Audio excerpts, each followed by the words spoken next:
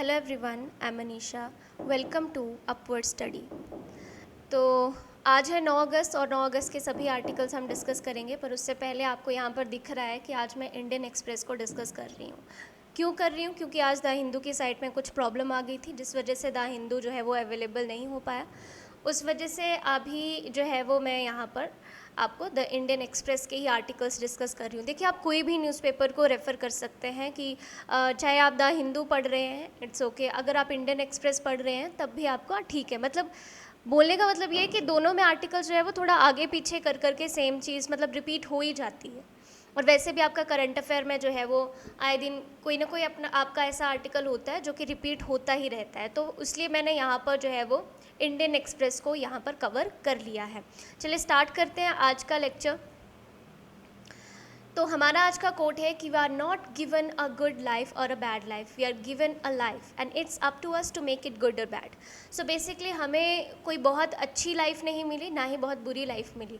Means कि सबको जो है वो एक ही तरह की लाइफ मिलती है, पर ये हमारे हाथ में होता है कि हम अपनी लाइफ को कैसा बनाना चाहते हैं, गुड बनाना चाहते हैं या बैड बनाना चाहते हैं। मीन्स ये सब चीज़ें डिसाइड होती हैं हमारी हैबिट से, हमारी अवेयरनेस से, या फिर हमें कई बार कोई गाइड करता है उससे भी। तो वैसे ये सब चीज़ें आपकी रहती हैं, यानी कि ऐसा नहीं है कि हर किसी को मतलब कोई ऐसा पर्सन होता है कि जिसको बहुत ज़्यादा अपॉर्चुनिटीज़ लाइफ में मिलती हैं, या किसी को ऐसा है कि जिसको मिला ही नहीं। तो हमारे ही अपने हाथ में कि हम अपनी लाइफ को किस तरह से लेकर के चलते हैं, और जो हम डेली लाइफ में जो डेली बेसिस पर हम जो डिसीज़न लेते हैं ये उसके ऊपर डिपेंड करता है। आई होप आपको ये चीज़ जो है वो समझ में आई होगी। तो आप अपना दिन बहुत ही एनर्जी के साथ में शुरू कीजिए, जब भी करें तो बहुत ही खुश होकर के किसी भी चीज़ को पढ़ें या इन्जॉय करके पढ़ें, तब आप उन चीज़ों को काफ़ी लंबे समय तक देखिए रिटेन कर पाएंगे। अदरवाइज़ आपके लिए जो है वो चीज़ें मुश्किल से मुश्किल ही बनती जाएंगी। चलिए स्टार्ट करते हैं अपने एमसीक्यूज़ के साथ में। तो हमारा पहला एमसीक्यू है कि who chairs the governing council meeting of NITI Aayog. NITI Aayog CEO, president of India, prime minister of India या यूनियन फाइनेंस मिनिस्टर। ठीक, इसका आंसर जो है वो आपको कमेंट बॉक्स में देना है। साथ में नेक्स्ट सवाल हमारा है कि which state appointed Deloitte India as its consultant. Uttar Pradesh, Karnataka, Orissa या फिर तेलंगाना। देखिए यहाँ पर जो है वो पहले मैं आंसर्स आपके साथ में मैंने डिस्कस किया करती थी जो इस लेक्चर के एंड में, यानी वीडियो के एंड में मैं आपसे आंसर्स जो है वो डिस्कस किया करती थी। बट अब जो है वो मैं आपको बोल रही हूँ कि आप मुझे कमेंट बॉक्स में इनके आंसर्स देना, क्योंकि मैं इनके आंसर्स आप कल डिस्कस करूँगी, और आज की वीडियो में आपको कल वाले क्वेश्चंस के आंसर्स जो है वो मिल जाएंगे, वीडियो के एंड में मिलेंगे। चलिए स्टार्ट करते हैं आपके आज के पहले आर्टिकल के साथ में। तो पहला आर्टिकल है कि Rajya Sabha bids farewell to chairman Naidu, PM lauds his one liners with liners. Means यहाँ पर जो है वो आपको पता है कि जो हमारे जो राज्यसभा के चेयरमैन यानी कि एक्स ऑफिशियो चेयरमैन कौन होते हैं, हमारे वाइस प्रेसिडेंट होते हैं। तो वाइस प्रेसिडेंट जी जो हैं अभी उनका जो है वो टर्म पूरा कंप्लीट हो गया है 5 साल का, तो अभी वो जो है वो रिटायर हो चुके हैं। तो इनसे रिलेटेड देखिए हमारे यहाँ पर जानने लायक जो है वो और कोई ख़ास बातें हैं नहीं। तो हमें याद क्या रखना है, यहाँ पर किसने क्या बोला, किसने क्या स्टेटमेंट दिया, ये सब आपको याद नहीं रखना है। आपको यहाँ पर जो क्वेश्चन आएगा वो आपको आएगा स्टैटिक पोर्शन से। तो स्टैटिक पोर्शन से हम जो है वो क्वेश्चन यहाँ पर कवर कर लेते हैं कि किस तरह से आपको सवाल पूछे जाएंगे। तो वाइस प्रेसिडेंट ऑफ इंडिया जो है वो आपके क्या होते हैं, deputy of the head of the state. Deputy head of the state ये आपके माने जाएंगे of the Republic of India. And इनका जो ऑफिस है ये सेकेंड हाईएस्ट कॉन्स्टिट्यूशनल ऑफिस आपको देखने को मिलेगा, और ये second in the order of presidents आपको देखने को मिलेगा। And first time in line of succession of the presidency. Means अगर प्रेसिडेंट जो है अगर उसकी पोस्ट वेकेंट रहेगी तो सबसे पहले जो सक्सेशन की लाइन में खड़े रहेंगे वो हमारे वाइस प्रेसिडेंट रहेंगे उस पोस्ट को फिल करने के लिए। फिर 6 मंथ बाद फिर से इलेक्शन होते हैं और वो सब चीज़ें वैसे चली जाती हैं। अब वाइस प्रेसिडेंट जो होते हैं वो यहाँ पर आपके एक्स ऑफिशियो चेयरमैन होते हैं राज्यसभा के। मीन्स जैसे एक्स ऑफिशियो का मतलब होता है कि उनको, क्योंकि वो वाइस प्रेसिडेंट है इसलिए वो चेयरमैन होंगे।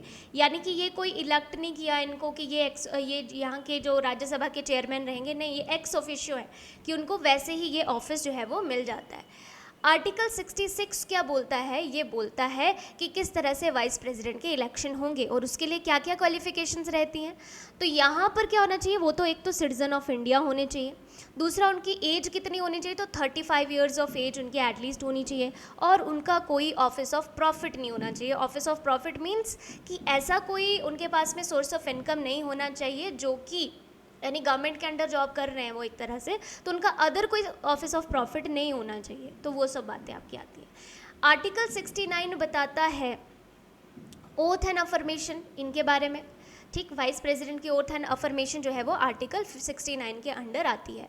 वाइस प्रेसिडेंट की टर्म कितनी होती है? तो 5 ईयर्स तक जो है वो इनकी टर्म होती है, उसके बाद ये रिटायर हो जाते हैं। ये सब बातें हैं जो आपको इनके रिगार्डिंग याद रखनी है। देखिए, बहुत लंबे समय से जो है वो फ्रीवीज़ आपका न्यूज़ में रहा है और फिर से दोबारा से ये न्यूज़ में आ गया है, तो इसको हम डिस्कस कर लेते हैं। बेसिकली आप सबको पता ही होगा कि प्राइम मिनिस्टर जी ने जो है वो रेवड़ी कल्चर के बारे में बात किया था और बोला था कि ये डेंजरस हो सकता है हमारे पॉलिटिकल डेवलपमेंट के लिए, क्योंकि ये लोगों को खरीदने का काम करेगा, ठीक है। तो फ्रीबीज यानी कि अनाउंस कर दिया कि हम आपको क्या देंगे? गोल्ड चेन देंगे। अब गोल्ड चेन देना कहाँ तक लोगों की भलाई है इसमें, है ना? तो जनता का तो माइंडसेट वैसा बन जाएगा कि नहीं, गोल्ड चेन वाले को वोट दे देंगे, तो एक तरह से खरीदना ही हुआ ना ये। तो ये चीज़ बोली गई। तो बोला कि PIL डालेगी सुप्रीम कोर्ट में, और यहाँ पर पिटिशनर ने ये बोला कि इररेशनल फ्रीबीज को देखिए, आप उनको देखिए कि ये ब्राइबरी का ही केस लगता है एक तरह से। तो solicitor general Tushar Mehta in his submission to the Supreme Court who argued that populist freebies distort the informed decision making due to the voter। तो वोटर की ये डिसीजन मेकिंग को कहीं ना कहीं डिस्टॉर्ट करने का काम करते हैं, तो उसके बारे में यहाँ पर बातें बोली जा रही हैं। आप देखिए कि क्या होता है, बोला कि बहुत से, अगर आप देखें पॉलिटी में ऐसे आर्म्स आपको देखने को मिलेंगे जो कंसर्न जताते हैं किससे रिगार्डिंग, फ्रीबीज से रिगार्डिंग, कि जो भी इलेक्टोरल पॉलिटिक्स है उसमें ये बहुत ही मेजर रोल प्ले करता है। उनका जो है वो थिंकिंग स्टाइल या रेवड़ी कल्चर जो है वो थिंकिंग स्टाइल लोगों का चेंज कर रहा है। RBI ने अपनी रिपोर्ट में जून में यहाँ पर पब्लिश किया था कि यहाँ पर जो आपके प्रिकैरियस स्टेट है, state finance to freebies particularly power subsidies, and last week the Supreme Court waded into the debate, कि वहाँ पर ये डिबेट छिड़ गया कि उन्होंने बोला बहुत ज़्यादा इकोनॉमिक हमें लॉस हो रहा है। पर यहाँ पर एक वर्ड के ऊपर आपने ध्यान रखना है, रैशनल और इररेशनल फ्रीबीज। रैशनल की बात करें तो आप यहाँ पर देखिए ना कि यहाँ पर हमें किस किस को चाहिए। आप देख सकते हैं कि कई समय से हमारे पास चलता आ रहा है, जैसे वेलफेयर इन्वेस्टमेंट चलती आ रही है, जैसे PDS सिस्टम है या आपका MG नरेगा है, तो क्या इनमें भी, क्या ये भी फ्रीबीज में काउंट होगा? कि ये जो है क्या ये भी करप्शन को एनकरेज कर रहे हैं? तो नहीं कर रहे हैं। ये सब तो आपको पता है कि रैशनल और इररेशनल में क्या डिफरेंस है, वो सब चीज़ें चलती आ रही हैं। तो बोल रहे हैं कि जो भी पॉलिटिकल चॉइसेस यहाँ पर ली जाती हैं इस डेमोक्रेसी में, उसको एक बार क्वेश्चन करना चाहिए हमें कि ये जो स्पिरिट है, ये जो डिबेट यहाँ पर छिड़ के आया है on the merit and demerits of freebies is important. और यहाँ पर ये डिबेट जो है it can not be divorce from the economic context, उसको अलग नहीं कर सकते, क्योंकि हम सिर्फ लोगों का भला ही नहीं देखेंगे, हमें इकोनॉमिक पॉलिसीज़ को भी देखना होगा या इकोनॉमिक ग्रोथ को भी देखना होगा कि कहाँ यहाँ पर अगर वेलफेयर करने में हमारा कहीं कुछ घाटा तो नहीं पड़ रहा है। अच्छा, इंडिया का जो स्ट्रक्चरल ट्रांसफॉर्मेशन है पर्टिकुलरली 1991 से अगर हम देखें तो ये स्लो और थोड़ा सा यूनिक भी है। बोला डिस्पाइट अबंडेंट स्किल्ड लेबर्स, यहाँ पर देखने को मिलता है कि ग्रोथ की जो ट्रेजेक्टरी है वो यहाँ पर स्किप करती हुई हमें देखने को मिलती है। एंड मैन्युफैक्चरिंग में जो है वो स्किप हो गई है, एंड जो उसके अलावा बाकी सेक्टर्स में चल रही है। आपको पता है ना हमारे 3 सेक्टर हैं, कौन कौन से सेक्टर हैं हमारे? एक primary sector, secondary sector and tertiary sector. Primary sector जहाँ पर चीज़ें जो है वो प्रोड्यूस की जाती हैं, सेकेंडरी सेक्टर जहाँ पर मैन्युफैक्चरिंग होती है, टर्शरी सेक्टर जहाँ पर सर्व की जाती हैं। तो बेसिकली मैन्युफैक्चरिंग में तो हमारा ग्रोथ कर्व है ही नहीं, वो तो ट्रेजेक्टरी स्किप ही कर गया पूरा का पूरा। तो बोले कि ये जो high skilled services, high skilled जो है वो लोगों के होने के बावजूद ये सब चीज़ें हमें देखने को मिल रही हैं, और सर्विस सेक्टर हमारा हाई स्किल्ड देखने को मिलता है। सिक्वेंटली इकोनॉमिक्स अमित बसोले ने क्या कहा? उन्होंने बोला कि important new paper the bulk of jobs our economy generated even its peak growth years were in largely informal and low value added construction sector, कि यहाँ पर low value added construction sector में जो है वो जॉब्स क्रिएट हुई हैं, या तो इनफॉर्मल सेक्टर में बहुत ज़्यादा जॉब्स क्रिएट हुई हैं, बट फिर भी फॉर्मल सेक्टर्स में नहीं है। तो बोल रहे कि ये जो चैलेंजेस हैं, जो नेचर ऑफ रिस्पॉन्स की बात कर रहे हैं, it has been neither robust and nor enough and in current form is likely to create genuine economic opportunity, कि वो एक अपॉर्चुनिटी क्रिएट कर देगा। तो डेमोक्रेटिक जो प्रेशर्स हैं it led to halting the creation of limited social protection and PDS या MG NREGA की बात करें कि उनको हम यहाँ पर बोलेंगे कि ये आपको जो है वो इसमें इन्वेस्टमेंट्स में डाल देंगे। जो हेल्थ एंड एजुकेशन बड़े ज़्यादा क्रिटिकल एरियाज़ हैं, देखिए इन एरियाज़ में तो हमें देने ही होंगे, हमें इंटरनेट प्रोवाइड करना होगा लोगों को, तो उसको भी हम इसमें नहीं बोल सकते। हमें एजुकेशन देना होगा, उसको भी हम इरेशनल नहीं बोलेंगे। हमें जो है वो उनको इलेक्ट्रिसिटी प्रोवाइड करवानी होगी, वो भी इरेशनल नहीं है। अगर इन चीज़ों का प्रॉमिस किया जाता है तो इट्स नॉट इरेशनल, बट इनको हमें थोड़ा सा डिफाइन करना होगा कि किस तरह से क्या चीज़ें हैं। तो बोल रहे हैं कि यहाँ पर जो फेलियर्स हैं that have created new political logic, उसको जो है वो यहाँ पर कन्फ्रंट करने की बात कर रहे हैं। तो बोल रहे कि ये जो logic where welfare freebies are being offered to compensate the citizen of what economic growth has failed to do, कि इकोनॉमिक ग्रोथ जो काम नहीं कर पाए उसको फ्रीबीज के द्वारा जो है वो किया जा रहा है। तो जो वेलफेयर स्टेट की यहाँ पर हम बात कर रहे हैं, जिस तरह से हम इसे अचीव कर रहे हैं, वो सिर्फ एक कंपनसेटरी स्टेट के तरह ही हम इसको कर रहे हैं। तो बोल रहे कि ये जो कंपनसेटरी लॉजिक लगाया है उसकी बात करें कि हमारी इकोनॉमी के लिए कहीं ना कहीं डेंजरस है। ठीक, तो बोले कि none of this is to say that the physical realities and the worrying Reserve Bank of India should be ignored, कि उसको इग्नोर नहीं करना चाहिए। हमें लोगों को देखना भी होगा। जो रियलिटी में पुअर सेक्शन है ना, उसको तो चीज़ें दो, पर जो पुअर नहीं है, जो अर्बन सेक्शन है, जो खुद अपना बिजली का बिल पे कर सकते हैं या जो अपना पानी का बिल पे कर सकते हैं, उन्हें बिजली और पानी फ्री क्यों देना? तो उनको दो ना आप, जो कि पे नहीं कर सकते हैं। उसके बारे में बोला है कि ये सिर्फ हम कंपनसेट कर रहे हैं और कुछ भी नहीं। हम क्या कर रहे हैं, हम प्राइवेट गुड्स दे रहे हैं, हाउसिंग जैसे सैनिटेशन को दे रहे हैं, गैस सिलेंडर्स वगैरह प्रोवाइड करवा रहे हैं, मोदी गवर्नमेंट जो दे रही है, इनका जो अनाउंसमेंट कर रहे हैं। तो ये कम्प्लीमेंट्री इकोनॉमिक फ्रेमवर्क के तहत आ रहा है कि कहीं ना कहीं अगर आप बोल दीजिए कि मैं लोन माफ़ कर दूंगा किसानों के, तो वो तो गलती हो गया, क्योंकि उससे तो हमारी इकोनॉमी का और भी ज़्यादा जो है वो जो सिचुएशन है वो और भी ज़्यादा ख़राब हो जाएगी। तो वो सब चीज़ों को लेकर के यहाँ पर आया जा रहा है। नेक्स्ट आर्टिकल है कि what East can teach West. अब यहाँ पर ईस्ट और वेस्ट किसको डिनोट कर रहे हैं? तो आपको पता है कि जैसे ये हमारा है प्यारा भारत, ठीक, तो यहाँ पर आपको पता है कि पाकिस्तान बॉर्डर शेयर करता है, यहाँ पर बांग्लादेश करता है। तो ईस्ट में जो है वो बांग्लादेश आता है और वेस्ट में पाकिस्तान आता है। तो इनको ईस्ट और वेस्ट यहाँ पर बता रहे हैं, यानी कि हम ईस्ट से क्या जो है वो वेस्ट सीख सकता है उसके बारे में बोल रहे हैं। बोल रहे कि good news from India's eastern frontier Bangladesh raises hope and that it is indeed possible to transcend the bitter legacies of partition but build a mutually beneficial relationship with Pakistan. यानी कि पाकिस्तान, अगर आप देखो कि हम आज की डेट में देखें ना, हमने बांग्लादेश के साथ में बहुत ही अच्छे से टाइज़ वगैरह किए हैं या बहुत अच्छे से हम अपने रिलेशंस लेकर के चले हैं। On the other hand Pakistan के साथ में जो बिटर रिलेशन हमारे चलते आ रहे थे जो भी पार्टीशन के दौरान से, वो अभी भी चल रहे हैं। तो उसके ऊपर यहाँ पर राइटर थोड़ी हमारी नज़र लेकर के जाना चाहते हैं। तो बोल रहे हैं कि जो वेस्टर्न फ्रंटियर है पाकिस्तान के साथ में, वो बहुत ही रेयर पॉजिटिव कहीं पर हमें दिखता है। अगर हम देखें आज़ादी को 75 साल बीत चुके, तो 75 साल आज़ादी के बाद भी ये जो एक तरह से बिटर रिलेशन पार्टीशन के जो हम लेकर के चले हुए हैं, वो कहाँ तक सही हैं उसके बारे में बोला जा रहा है। बोला है कि जो ये जो परसिस्टेंस है ऑफ क्रॉस बॉर्डर टेररिज्म की, या कन्फ्लिक्ट चलता है कश्मीर वाला, या मिलिट्राइजेशन होती है फ्रंटियर इन लिटिल कनेक्टिविटी या पोर्ट ट्रेड रिलेशंस के साथ में, या इंटर गवर्नमेंटल नेगोशिएशन जो भी चली हुई हैं, वो बहुत ही एक ब्लीक पिक्चर शो करता है इंडिया पाक बॉर्डर की। तो बोल रहे कि यहाँ पर जो सक्सेसिव जनरेशन है इंडिया और पाकिस्तान की, यानी इंडियन और पाकिस्तानी जो भी लीडर्स आगे आएंगे, वो हमें देखने को मिलेगा, they will to bring the closure of partition in the west makes the talk of 100 years war credible. उसको यहाँ पर ये क्रिएट कर देंगे। तो बोला कि एक ट्रेंड है इस चीज़ को इस पेसिज्म को काउंटर करने का, कि इंडिया का जो ईस्टर्न फ्रंटियर है बांग्लादेश, उसके साथ में हमने बहुत अच्छे टाइज बनाए और उसके साथ हम म्यूचुअली बेनिफिशियल रिलेशनशिप लेकर के चले हैं कि उनका भी बेनिफिट हमारा भी बेनिफिट। तो यही चीज़ हम ईस्ट में भी कर सकते हैं। बोला कि where the sources and the consequences of the partition were far more complex, it should not be possible and not normalise the western frontier की वहाँ पर भी। तो होपफुली हम ये चीज़ जो है वो 2047 के अराउंड, यानी 2047 के पहले जो है वो इन चीज़ों को हम अचीव कर लें। इसकी यहाँ पर होप जता रहे हैं।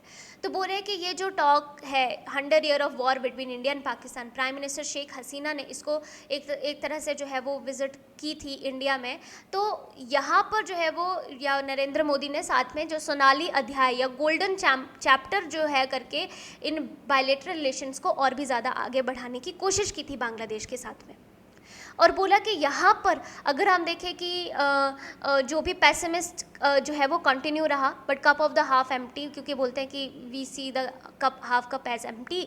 तो यहाँ पर बोला कि but there is no question that the bilateral relation जो हैं यहाँ पर जो डोमिनेट करते गए एंडलेस कंटेंशंस को, और यहाँ पर ये हमें ख़त्म होती हुई दिख रही हैं, और हम बहुत ही प्रोडक्टिव पार्टनरशिप यहाँ पर इसके साथ में करते हैं। बोले कि ढाका और दिल्ली दोनों की बात करते हैं तो री इन्वेंशन जो इनके बीच में चल रही है या बायलेटरल रिलेशनशिप जो इनके बीच में चल रहा है बहुत ही सिग्निफिकेंट है हमारी रीसेंट फॉरेन पॉलिसीज़ को लेकर के।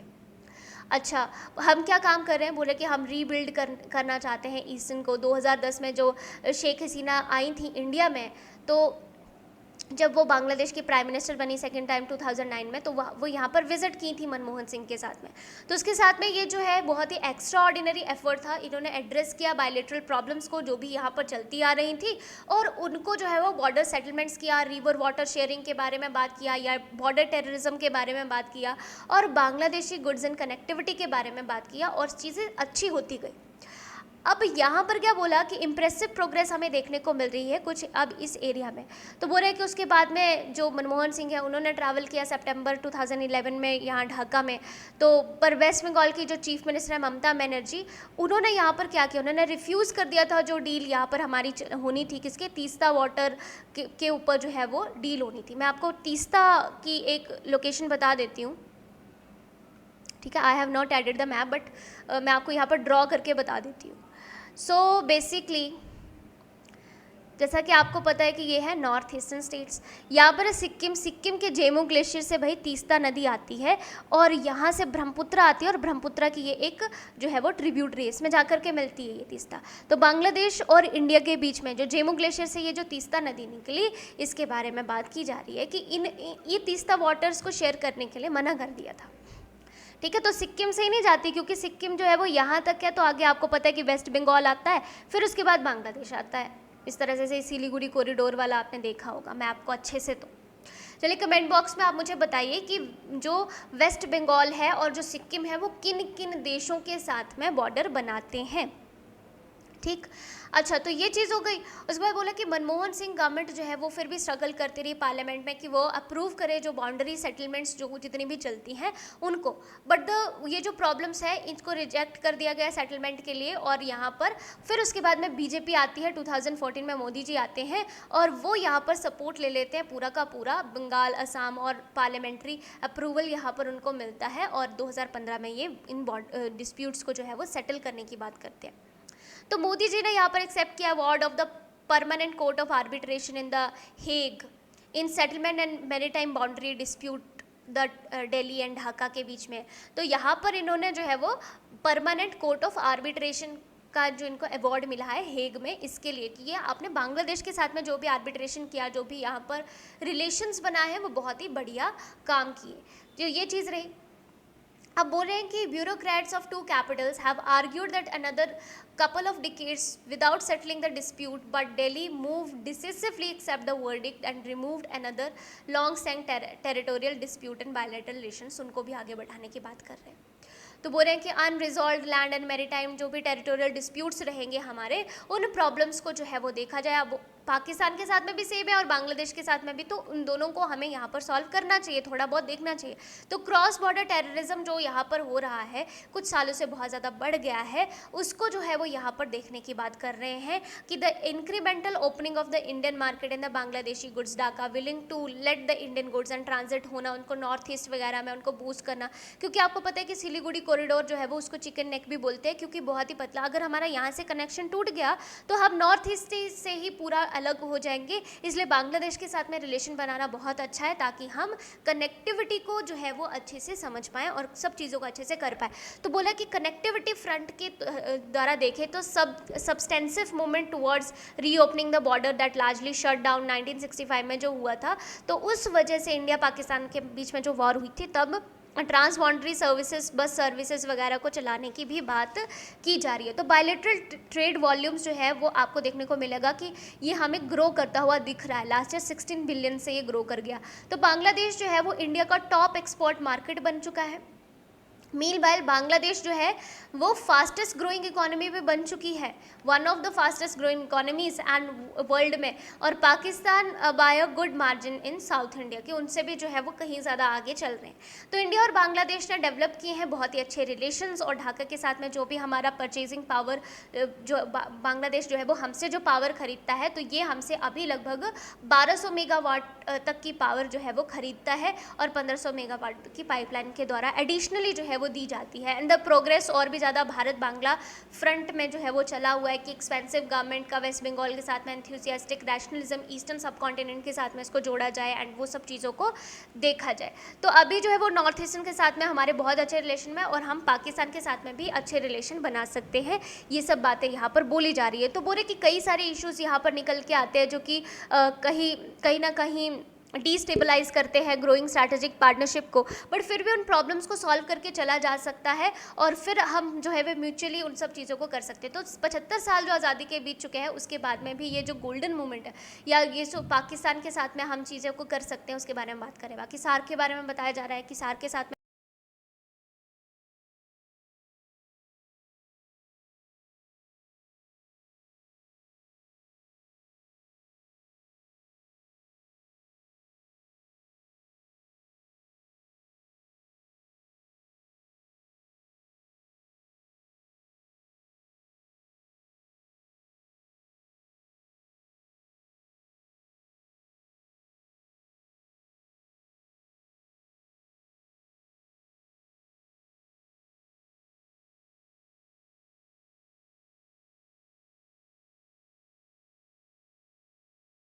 जा रहा है कि बेसिकली एक चीज़ समझिए कि लास्ट मंथ आप देखिए कि हुआ क्या, कि एक बिल आया। कौन सा बिल? तो ministry of family health welfare ने बिल पब्लिश किया, जो कि पूरा का पूरा कॉलोनियल हमारे एक एक्ट को रिप्लेस करता था। कौन सा एक्ट था? Drugs and cosmetics act 1940। तो ये जो बिल था, इसको ड्राफ्टिंग कमेटी ऑफ 8 ब्यूरोक्रेट्स ने लिखा। किसने? DGCA की। तो बोला कि यहाँ पर जो भी चीज़ें हैं कि उनको पूरा सस्पेंड करना एंड करप्शन के तहत अरेस्ट वगैरह करना, वो सब बातें चल के आ रही थी। तो बोला कि अगर हम बात करें, while the most of the new bill is a copy of the old legislation, कि पूरा वही इन्होंने कर दिया है। ऊपर से इन्होंने यहाँ पर ऐसा बिल ले आए हैं जो कि क्या कर देगा, इनको डीक्रिमिनलाइज कर देगा पूरी तरह से। मतलब ऐसा उनकी पनिशमेंट वगैरह नहीं मिलेगी अगर वो कोई धांधली कर रहे हैं। तो ऐसा कुछ जो है वो बिल लेकर के आ गए हैं। तो 1940 का जो ड्रग्स था, वो बोला कि ये फेल कर रहा था क्योंकि क्वालिटी टेस्टिंग नहीं हो पा रही थी। आप एक चीज़ समझिए, आई थिंक मैंने पहले भी आपसे चीज़ डिस्कस की है कि जैसे इंडिया है ना, इंडिया में टेस्टिंग कैसे होती है कि इंडिया का कोई एक पर्सन जाएगा और वो जाकर के कोई भी रैंडम दवाई, मतलब पर्सन नहीं, एक्चुअली अथॉरिटीज़ जाएंगे और वो कोई भी रैंडम दवाई को खरीदेंगे और उसको टेस्ट करेंगे। जबकि आप यूएसए में देखें तो वहाँ पर क्या होता है कि ऐसे रैंडमली किसी भी दवाई को टेस्ट नहीं किया जाता, बल्कि वो प्रॉपरली काम करते हैं। हर एक दवाई को टेस्ट करके ही मार्केट में भेजा जाता है। एक तो पहले से ही कमियां थी, अब ये और भी ज़्यादा कमियां लेकर के आ गए। अब बोला यहाँ पर पहले क्या था कि आपको 20,000 तक का जुर्माना देना होता था, या 1 साल की आपको मैक्सिमम इम्प्रिजनमेंट होती थी, जेल होती थी। अब ये जो नया बिल लेकर के आए हैं वो आपको चलता है अप्रोच पर देखने को मिलेगा। मीन्स इस बिल का जो 56E सेक्शन है वो डिक्रिमिनलाइज ही कर दे रहा है इनको। कैसे कर दे रहा है? क्योंकि मैन्युफैक्चरर्स जो हैं वो यहाँ उनको बोला कि आपको 1 साल की जगह जेल और यहाँ पर 2 लाख तक का जुर्माना हो सकता है, और अगर यहाँ पर कोई भी ऐसा डिफेक्ट हमें देखने को मिला। अब यहाँ पर क्या बोला कि उसके बाद में अगर आपको हायर पनिशमेंट देनी होगी तो 2 साल की सज़ा और 5 लाख रुपए तक का जुर्माना। बट एक और चीज़ इन्होंने यहाँ पर ऐड कर दी। अब ये चीज़ क्या ऐड की? इन्होंने बोला कि यहाँ पर कि ये किसके डिस्क्रिप्शन पर रहेगा, ये आपके जो ड्रग कंट्रोलर होंगे ना उनके डिस्क्रिप्शन पर रहेगा कि वो वेव आउट करेंगे इस ट्रायल को, यानी ट्रायल चलेगा ही नहीं, या प्रेजेंट टाइम को भी वेव आउट कर देंगे।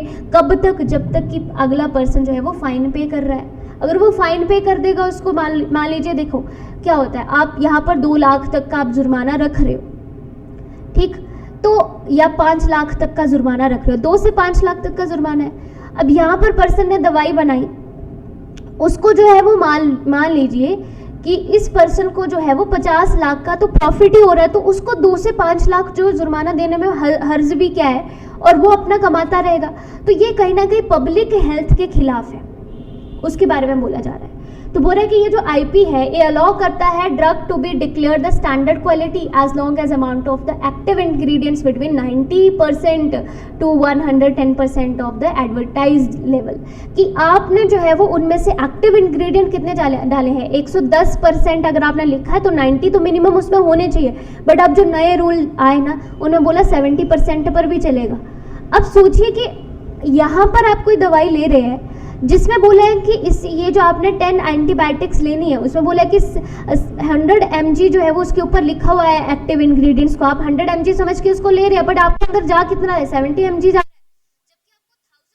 जबकि आपको 1000 mg डेज में इनटेक करना था, सिर्फ 700 mg आपने इनटेक किया है। तो इससे क्या होगा, इससे आपका जो इन्फेक्शन है ना आप उससे कंप्लीटली रिकवर नहीं कर पाएंगे, और बहुत से ऐसे चांसेस हैं कि आप एंटीबायोटिक रेजिस्टेंस बैक्टीरिया हो जाएं, कि वो आप रिस्ट्रेंड आपके अंदर ही आ जाए और आपको उस दवाई से कोई असर ही नहीं हो फिर, क्योंकि जितना लेना था उतना तो आपने लिया ही नहीं।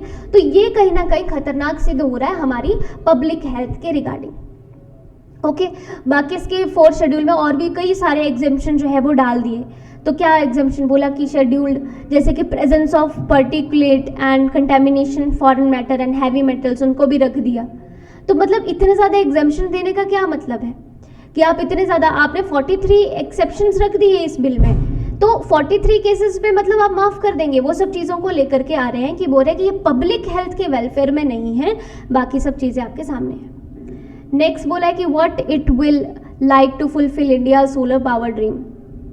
चलिए इसके बारे में बात करते हैं। तो आप सबको पता है हमारे क्या क्या टारगेट्स हैं, उनके बारे में हम बात करेंगे।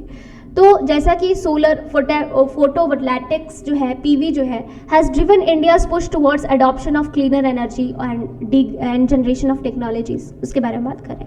बोले कि 2010 में हमारी कैपेसिटी कितनी थी, less than 10 megawatt. India has significant power capacity, कितना बढ़ के 2022 में आते आते 50 गीगावाट तक पहुंच गए। तो बोले कि 2030 में हमारा टारगेट है 500 गीगावाट तक पहुंचना रिन्यूएबल एनर्जी डिप्लॉयमेंट में, एंड आउट ऑफ विच जिसमें 280 गीगावाट जो है वो सोलर पावर से आनी चाहिए। ठीक, ये चीज़ यहाँ पर बोल रहे हैं। और necessary development of 30 gigawatt solar capacity every year until 2030 तक हमें ये भी चीज़ जो है वो करनी है। तो यहाँ पर कई सारे चैलेंजेस और भी आ रहे हैं। तो की कंपोनेंट्स के बारे में बात करते हैं कि क्या क्या की कंपोनेंट्स हमारे यहाँ पर हैं। तो जो आपका typical solar PV value chain है उसमें आपको फर्स्ट फैब्रिकेटिंग पॉलीसिलिकॉन इन गॉट्स देखने को मिलेगा, जो कि ट्रांसफर करता है थिन एसआई वेफर्स को and manufacture PV mini modules, उनको भी यहाँ पर ये बनाता है। ठीक, तो यहाँ पर क्या बोल रहे हैं कि जो करंट सोलर मॉड्यूल मैन्युफैक्चर है उसकी कैपेसिटी हमें देखने को मिलती है 15 गीगावाट पर ईयर की कैपेसिटी उसकी है। तो बोल रहे कि डिमांड सप्लाई गैप यहाँ पर वाइड होता हुआ दिख रहा है और यहाँ पर हमें ये सब चीज़ें देखने को मिल रही है। बोल रहे कि इंडिया, एग्जाम्पल देकर के बोल रहे हैं इंडिया जो है वो सिर्फ आपका 3.5 गीगावाट सेल करंटली प्रोड्यूस कर रहा है। तो India has no manufacturing capacity of solar wafers अभी हमें देखने को नहीं मिल रही है। ठीक, तो बोले कि 100% silicon wafers, around 80% of the cells have the current deployment levels, उसके हमें देखने को मिलते हैं। तो 15 गीगावाट मॉड्यूल जो है वो यहाँ पर मैन्युफैक्चर करता है capacity of 3 to 4 gigawatt modules की, and are technology competitive and worldly deployment grid based projects को यहाँ पर बात करें तो इंडिया अभी भी बहुत ज़्यादा डिपेंडेंट है इम्पोर्ट के ऊपर सोलर मॉड्यूल्स के मामले में। हमारी करंट पॉलिसी क्या है, तो गवर्नमेंट ने आइडेंटिफाई किया है गैप को कि बहुत सी पॉलिसी इनिशिएटिव लेकर के चलते हैं ताकि हम इस गैप को फिल कर सके। सेल्फ रिलायंस की बात करते हैं या कई सारी और चीज़ों की भी बात करते हैं। तो बोल रहे कि यहाँ पर जो है वो की इनिशिएटिव लिए कि जिसमें क्या है कि 40% ड्यूटी इंपोर्ट्स पर लगा दी है मॉड्यूल्स के ऊपर, एंड 25% ड्यूटी जो है वो सेल्स को इंपोर्ट करने पर लगा दी है। तो PLI स्कीम जो है वो सपोर्ट करती है मैन्युफैक्चरिंग केपेक्स को। ठीक, तो यहाँ पर क्या बोला है इन्होंने, ये भी मैंडेटरी कर दिया है कि to procure module only from approval of the manufacturer, सिर्फ उन्हीं से लेने हैं आपने जो भी project connected to the state and central grids वगैरह से रिलेटेड जो है वो होगा। ठीक, जो हेल्प करेगा हमें जो है वो हमारे उस मोटिव को। ठीक है, तो वो सब चीज़ें आपकी आती है। साइज कितना है हमारी टेक्नोलॉजी का, तो करंटली अगर हम देखें तो हमारे पास M2 वेफर्स जो है हम इनको हैंडल करते हैं, तो जो कि हमारे पास रफली 156 बाय 156 mm2 के हिसाब से देखने को मिलता है। बट अगर हम ग्लोबली देखें तो वो आपका MM12 तक का साइज यूज़ कर रहे हैं।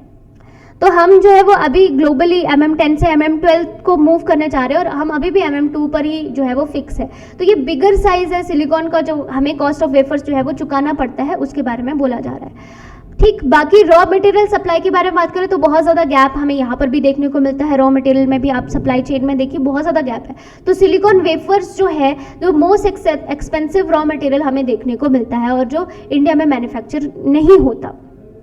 तो इंडिया को जो है वो इस टेक्नोलॉजी पर काम करना होगा, और यहाँ पर सिलिकॉन के ऊपर भी थोड़ा काम करना पड़ेगा। सोलर सेल मैन्युफैक्चरिंग के ऊपर देखना पड़ेगा कि यहाँ पर more than 90% of the world solar wafer manufacturing जो करंटली हैपन्स इन चाइना हमें देखने को मिलती है। तो not clearly how and where it will get that technology, किस तरह से इसको मिली है, बट यहाँ पर मैन्युफैक्चरिंग होती है। तो रॉ मटेरियल जैसे आपके मेटालिक पेस्ट हो गए या silver aluminium from the electric contacts हो गए 100% इम्पोर्टेड होते हैं, और यहाँ पर सब चीज़ें लेकर के चलते हैं। अब बोल रहे हैं कि एकेडमिक प्लस इंडस्ट्री की बात करें तो यहाँ बोले कि establishment of the state and the art manufacturing facilities, जो सेल मॉड्यूल्स हैं या रॉ मटेरियल्स वगैरह सब निकल के आया, हमें टेक्नोलॉजी यहाँ पर जो है वो देखनी पड़ेगी और उन सब चीज़ों पर काम करना पड़ेगा। तो मिलियंस ऑफ डॉलर्स हमें स्पेंड करने होंगे ताकि हम हाउस ऑफ एक्सटर्नल आपका रिसर्च एंड डेवलपमेंट सब चीज़ों को लेकर के चल पाए, क्योंकि प्रॉपरली हो नहीं पा रहा है वो सब चीज़ों को, तो यहाँ पर लेकर के चलें। अच्छा, समअप करते हैं इसको, तो क्या बोलने की बात करें कि इंडिया जो है वो बहुत ज़्यादा प्रोग्रेस कर रहा है सोलर पीवी मॉड्यूल्स में, पावर जनरेशन में, बट फिर भी यहाँ पर जो है वो इसको अगर हमें मैन्युफैक्चरिंग हब बनाना है तो कुछ चीज़ें हमें यहाँ पर करनी पड़ेगी, यानी putting some tax, batteries and commercial incentives और वो सब चीज़ों को देखना पड़ेगा। ठीक, तो इसके ऊपर ये पूरा आर्टिकल था। आई होप आपको समझ आया होगा। बाकी आप कमेंट बॉक्स में जो है वो अपने डाउट्स पूछ सकते हैं। नेक्स्ट बोला जा रहा है कि Karnataka study shows eggs in mid day meals help children growth, की मिड डे मील में अगर उनको एग्स मिले तो यहाँ पर उनकी जो है वो ग्रोथ देखने को मिलेगी। तो यहाँ पर ये सब चीज़ें जो है वो बताई जा रही हैं। तो बोले कि 71% of more wet than peers were not serve eggs, उनको नहीं दिया जाएगा क्लास 8 के ऊपर से, अगर बाकी सब चीज़ों को बाकी सबको दिया जाएगा अकॉर्डिंगली। ठीक है, तो बॉयज़ एंड गर्ल्स बोथ दोनों के लिए ही ये जो है वो हेल्प करेगा। तो ये जो है वो आपका पीएम के जो पोषण स्कीम जो है उसके अंडर जो है वो यहाँ पर बात की जा रही है। नेक्स्ट बात करते हैं कल के क्वेश्चंस की। तो हमारा सवाल था कि युद्ध अभ्यास is a military exercise held between India and which country, तो इसका करेक्ट आंसर है यूएसए के बीच में होती है। ठीक, बाकी देख लेना आपने कि ये आपको कहाँ पर देखने को मिली, उत्तराखंड में देखने को मिली थी। ठीक, मिलेगी अभी। ठीक, नेक्स्ट है कि what is a repo rate. Repo rate अभी जो है वो अगस्त 2022 में मॉनेटरी पॉलिसी कमेटी में कितना कर दिया फिक्स, इसको 5.4% तक इसको फिक्स कर दिया है। मैंने आपको कल भी बताया था कि इसको इंक्रीज कर दिया है इन्फ्लेशन को काउंटर करने के लिए। बोला which country conducted the largest ever military exercise around Taiwan, तो किसने किया है, ये चाइना ने किया है। अभी भी जो है वो सारी चीज़ें चली रही हैं, तो जैसे नैन्सी पेलोसी ने यहाँ पर विजिट किया तो वो सब चीज़ें जो है वो चल रही है। तो ये था आज का डिस्कशन। आई होप आपको समझ में आया होगा। बाकी लेक्चर कैसा लगता है कमेंट बॉक्स में अपनी फीडबैक ज़रूर दें, और उसके साथ में देखिए लाइक ज़रूर कर दिया करें, क्योंकि इससे जो है वो मोटिवेशन बना रहता है। उसके अलावा कमेंट बॉक्स में आंसर्स दें, और अगर चैनल को अभी तक आपने सब्सक्राइब नहीं किया है तो please do subscribe our channel. And उसके अलावा बाकी सब चीज़ें भी यहाँ पर कवर की जाती है, जैसे करंट अफेयर से रिलेटेड जो भी इशू होते हैं, जो आपका स्टैटिक पोर्शन होता है, बड़ी जल्दी वो सीरीज़ भी हम यहाँ पर लेकर के आ रहे हैं। Okay, that's it for today.